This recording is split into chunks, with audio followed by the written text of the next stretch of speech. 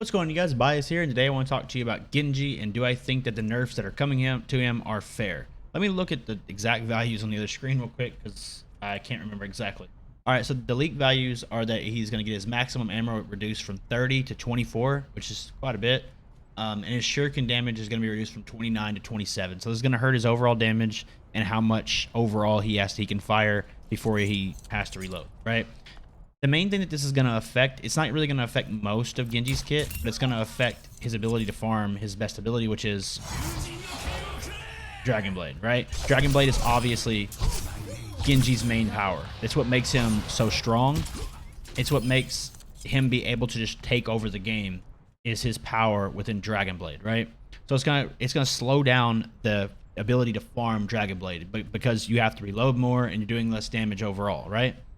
So my opinion on this is, I said in my Soldierin video that I like characters that are skillful, fun to play, fun to watch. I think they're the best for the game if they're good. Like, Soldierin is powerful. There's no doubt. There's no doubt something needs to be done. But you do want a character like that being the best in the game because they're fun to play and fun to watch. And it's good for the game. You don't want characters like Moira, like Reaper, characters that take basically no skill and they're really boring to watch. You do not want them to be the meta picks. It's okay for them to be good, but you do not want them to be meta picks. That's really bad for the game, right? Genji's another character that is a very skillful character. Like, I don't think people really understand it. They think Genji takes no skill. He's not easy. It is not easy to hit a full volley on a real target that's not just standing still like that. It is not easy to know the timing of when to dash in and how to play this character. I say this as someone that is not good at Genji. I am not a Genji player, and I hate fighting Genji, but I'm very unbiased, and I want what's best for the game. That's my whole outlook on everything that I talk about.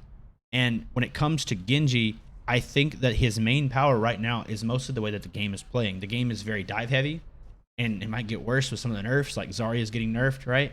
Zarya is someone that can easily counter Genji, right? So Genji's main power is dive, and being able to dive on a target and kill them. He's very hard to stop, especially for like a support. He's really hard to beat. Zenyatta can beat him, but it's really hard. So most of what is going on is it's the way that the game plays. If that meta changes, Genji will fall out of meta. Even the way he is right now, the exact way that he is, he would fall out of meta because he is not good in other comps. He is really just good in that one. So if you nerf him and then the meta changes later, he would go to borderline useless tier. And that's not what I ever want to see. I want to see Genji in a good spot, right? So I personally think that Genji honestly doesn't need to be nerfed. I don't believe he does. But I believe that they could take the DPS passive away from his ult, at the very least. I think his ult shouldn't have the DPS passive. I think it's a little too powerful. We might should take that away from all of the DPS characters' ults. I think that would probably be better for the game, to be honest. And my take on the leak changes, making his Dragon Blade, him be able to get his Dragon Blade as fast by nerfing his damage and nerfing his overall ammo. I think that would be a good change, because I don't like team fight winning ults. I don't like ults that you can literally just farm and then just take over the game, because it's literally like free kills, right? I don't like ults like that being as powerful as they are and just taking over the game. Like Reaper ult, like Genji ult, like, I'm trying to think of all of them, Junkrat ult, Pharah ult. I don't like ults like that being as common as they are in the game. It's okay for them to exist, but I don't think they should be all that common. Like Ryan ult.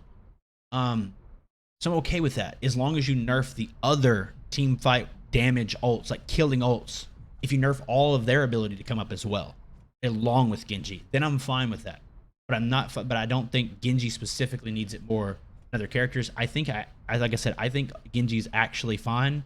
I think people just have a misunderstanding of the character. They think he's more strong than he is. He's a really, really powerful character, but it takes a lot of skill to use.